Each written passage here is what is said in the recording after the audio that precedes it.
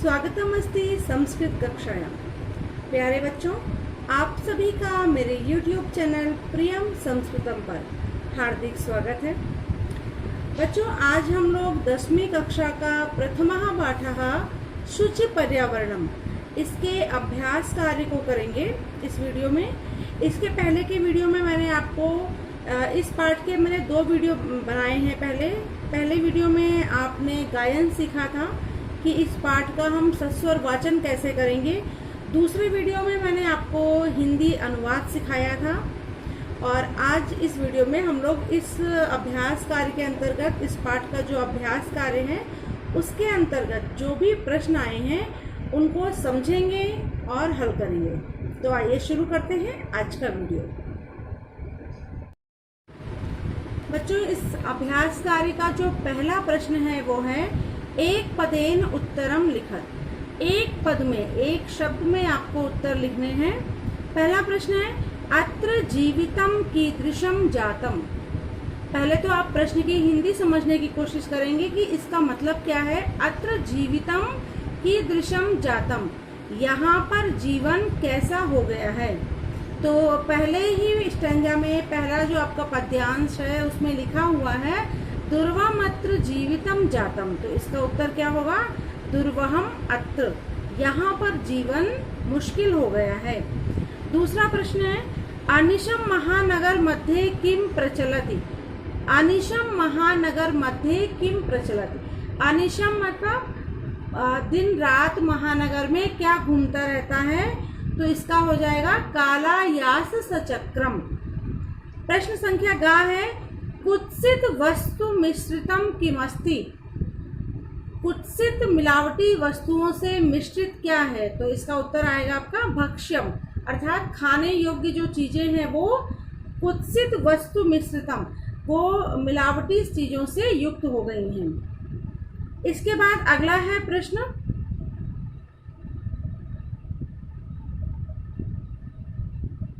अहम कस्मै जीवनम कामये। कवि इसमें पूछता है कि अहम कस्मै जीवनम कामये। तो इसका हो जाएगा मानवाय, मैं किसके जीवन की कामना करता हूँ। तो उत्तर में आएगा आपका मानवाय, मानव के लिए। फिर है केशाम माला रमणीय। किसकी माला रमणीय थी। आपका उत्तर होगा ललित लता नाम, सुंदर लताओं की माला रमणीय थी। इसके बाद है प्रश्न संख्या 2 अधोलिखित प्रश्नानाम उत्तराणि संस्कृत भाषाया लिखत। यहाँ पर आपको प्रश्नों के उत्तर जो है वो एक वाक्य में लिखने हैं। पहला प्रश्न है कवि किमर्थम प्रकृते शरणम इच्छति। कवि किस लिए प्रकृति की शरण में जाना चाहता है, क्यों जाना चाहता है। आपने जब पाठ की रीडिंग की होगी उसमें आया था कि यहाँ पर जीवन जो है वो बहुत कठिन हो गया है और वो एक अच्छे वातावरण में जाना चाहता है। तो इसका उत्तर होगा कवि सुजीवनार्थम प्रकृते शरणम इच्छति। अच्छे जीवन के लिए वो प्रकृति की शरण में जाना चाहता है। इसके बाद है आपका अगला प्रश्न है कस्मात् कारणात् महानगरेषु संस्मरणम कठिनम वर्तते। इसका उत्तर होगा यानानां ही अनंताः पंक्तयः महानगरेषु सन्ति। महानगरों में यानों की बहुत बड़ी बड़ी पंक्तियां होती हैं, इसलिए यहाँ पर जीवन जो है वो कठिन हो गया है। प्रश्न संख्या 2 का अंतिम प्रश्न है अस्माकं पर्यावरणे किम किम दूषितम अस्ति। क्या क्या दूषित है हमारे पर्यावरण में। तो आपका उत्तर होगा वायुमंडलम, जलम, भक्ष्यम, धरातलम च। ये सारी चीजें जो हैं वो दूषित हैं। प्रश्न संख्या 2 का अगला प्रश्न है कवि ही कुत्र संचरणम कर्तुम इच्छति। कवि कहाँ पर संचरण करना चाहता है। तो आपका उत्तर होगा कवि एकांतारे कांतारे संचरणम कर्तुम इच्छति। कवि एकांत जंगल में संचरण करना चाहता है। स्वस्थ जीवनाय कीदृशे वातावरणे भ्रमणीयम। अच्छे स्वास्थ्य के लिए, अच्छे जीवन के लिए हमें कैसे वातावरण में घूमना चाहिए। तो इसका उत्तर होगा स्वस्थ जीवनाय खगकुल कलरव गुंजिते कुसुमावली समीर चालिते वातावरणे भ्रमणीयम। अंतिम प्रश्न है इसका अंतिमे पद्यांशे कवेः का कामना अस्ति। अंतिम पद्यांश में कवि ने कौन सी कामना की। आप याद कीजिए अंतिम पद्यांश में कवि ने क्या कहा था कि मानवेभ्यः शांतिप्रिय जीवनस्य कामना अस्ति, मनुष्यों के शांति प्रिय जीवन के लिए मैं कामना करता हूँ। अगला प्रश्न है प्रश्न संख्या 3, संधिम संधि विच्छेदम कुरु। यहाँ पर आपको कहीं कहीं पर आपको संधि करनी है और कहीं कहीं पर आपको संधि विच्छेद करना है। पहला है प्रकृति ही प्लस डैश लिखा हुआ है, आगे है प्रकृति रेव। ये शब्द है, अब आपको ये देखना है कि प्रकृति ही के बाद इसमें और कौन सा शब्द आएगा। तो यहाँ पर आ जाएगा एव, प्रकृति ही प्लस एव मिलकर बन जाएगा प्रकृति रेव। ये विसर्ग संधि का उदाहरण है। इसके बाद है स्यात् प्लस डैश, दो जगह खाली स्थान है। इसके बाद संधि पद दिया हुआ है स्याद्नैव। अब आपको लिखना है स्याद्नैव में कौन कौन से शब्द आएंगे। तो स्यात् लिखा हुआ है और आगे क्या बचा आपका ना और एव। तो यहाँ पर हो जाएगा स्यात् प्लस ना प्लस एव स्याद्नैव। फिर है पहले खाली स्थान है गा नंबर में, फिर है अनंताः और शब्द दिया हुआ है ह्री अनंताः। तो यहाँ पर हो जाएगा ही प्लस अनंताः। घा नंबर पर है बहि प्लस अंतः प्लस जगति। अभी आपको यहाँ पर संधि करना है, तीनों शब्दों को मिलाकर लिखना है। तो यहाँ पर विसर्ग संधि का उदाहरण है ये। तो यहाँ पर हो जाएगा विसर्ग को रा हो जाएगा बहिरंतर जगति। इसके बाद अगला है इसमें डैश प्लस नगरात और शब्द दिया हुआ है अस्मान नगरात। तो यहाँ पर आपको जो शब्द आएगा वो है अस्मात् प्लस नगरात। व्यंजन संधि का उदाहरण है ये। यहाँ पर हो जाएगा अस्मात् प्लस नगरात। फिर है सम प्लस चरणम, मिलकर क्या बनेगा संचरणम। धूमम प्लस मुंचति, यहाँ पर भी व्यंजन संधि है। तो ये हो जाएगा धूमम मुंचन्ति, माँ को अनुस्वार हो जाएगा। अब आते हैं प्रश्न संख्या 4 पर। अधोलिखितानाम अव्ययानाम सहायतया रिक्त स्थानानि पूरे। अधोलिखित अव्ययों की सहायता से आपको रिक्त स्थान भरने हैं। अव्यय शब्द दिए हुए हैं भृशम, यत्र, तत्र, अत्र, अपि, एव, सदा और बहिं। पहला है इदानीम वायुमंडलम डैश प्रदूषितम अस्ति। तो यहाँ पर आ जाएगा भृशम, भृशम मतलब बहुत अधिक। फिर खा नंबर पर है जीवनम दुर्वहम अस्ति। ये तो आपको याद हो गया होगा, यहाँ पर आ जाएगा अत्र जीवनम दुर्वहम अस्ति। फिर गा नंबर पर है प्राकृतिक वातावरणे क्षणम संचरणम लाभदायकम भवति। तो यहाँ पर आपको जो अव्यय शब्द फिल करेंगे वो होगा अपि। प्राकृतिक वातावरणे क्षणम संचरणम अपि लाभदायकम भवति। इसके बाद अगला जो है सेंटेंस है पर्यावरणस्य संरक्षणम डैश प्रकृतेः आराधना। यहाँ पर हो जाएगा एव, पर्यावरण की रक्षा करना ही प्रकृति की पूजा है। फिर है डैश समयस्य सदुपयोगः करणीयः। तो यहाँ पर क्या हो जाएगा सदा, सदा समयस्य सदुपयोगः करणीयः। भूकंपित समये डैश गमनमेव उचितम भवति। भूकंप के समय कहाँ जाना उचित होता है, बाहर। तो यहाँ पर आ जाएगा बहिः। अंतिम प्रश्न है इसमें डैश हरितिमा डैश शुचि पर्यावरण। जहाँ पर हरितिमा होती वहाँ पर पर्यावरण शुद्ध होता है। तो यहाँ होगा यत्र हरितिमा तत्र शुचि पर्यावरण। यत्र और तत्र, ये दो चीजें यहाँ पर फिल होंगी। बच्चों इसके बाद देखते हैं प्रश्न संख्या 5। प्रश्न संख्या 5 में है अधोलिखितानाम पदानाम पर्याय पदम लिखत। पर्याय पद अर्थात पर्यायवाची शब्द आपको लिखने हैं। पहला है सलिलम, सलिल का मतलब होता है पानी, तो इसका पर्यायवाची हो जाएगा जलम।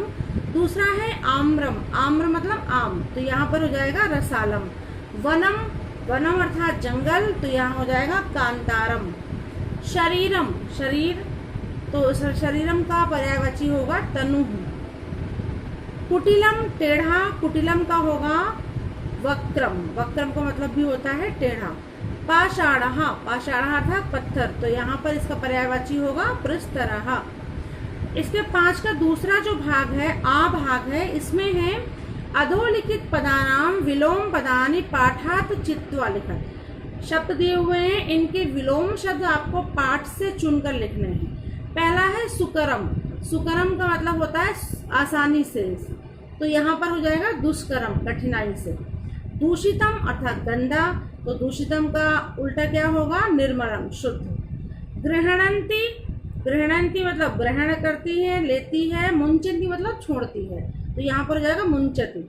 निर्मलम का होगा दूषितम। दानवाय, मानवाय। शांताः ध्वानम। ये था प्रश्न संख्या 5।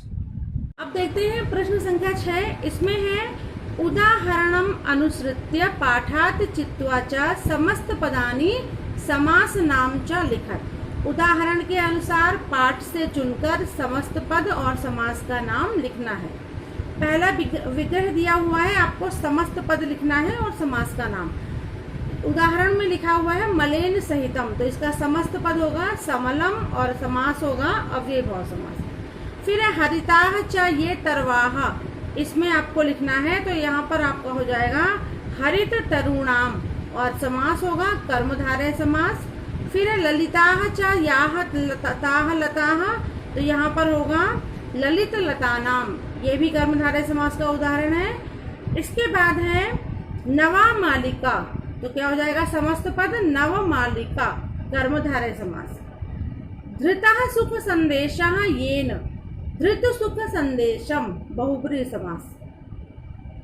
कज्जलम इव मलिनम, कज्जल मलिनम कर्मधारय समास।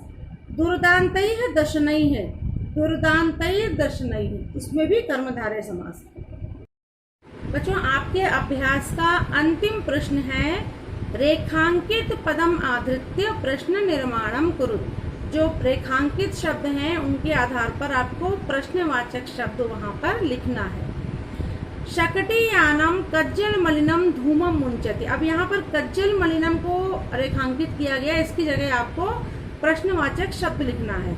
तो यहाँ पर हो जाएगा कीदृशम, कैसा धुआं छोड़ती है, कज्जल मलिनम काजल के समान काला। दूसरा है उद्याने पक्षीणाम कलरवः चेतः प्रसादयति। यहाँ पर तो आपको ये मैच भी कर रहा है, पक्षीणाम का क्या हो जाएगा केशाम। पाषाणी सभ्यतायाम लता तरगुल्माः प्रस्तर तले पिष्टाः। यहाँ पर लता तरगुल्माः, इसको अंडरलाइन किया है, बहुवचन है, तो यहाँ पर हो जाएगा के। महानगरेषु वाहनानाम अनंताः पंक्त्या धावन्ति, महानगरेषु को अंडरलाइन किया है, ये भी मैच कर रहा है। यहाँ पर दोनों चीजें हो सकती हैं, पुत्र भी हो सकता है और केसु भी सही होगा। इसके बाद है प्रकृत्याः सन्निधौ वास्तविकम सुखम विद्यते। प्रकृत्याः को अंडरलाइन किया गया है, प्रकृति के साथ में के सानिध्य में वास्तविक सुख होता है, तो यहाँ पर होगा कस्याः। प्रकृत्याः मतलब प्रकृति के, तो षष्ठी भी आएगी यहाँ पर किम शब्द का, तो स्त्रीलिंग में बनेगा कस्याः। तो बच्चों, ये था आपका प्रथमः पाठः शुचि पर्यावरण का संपूर्ण अभ्यास।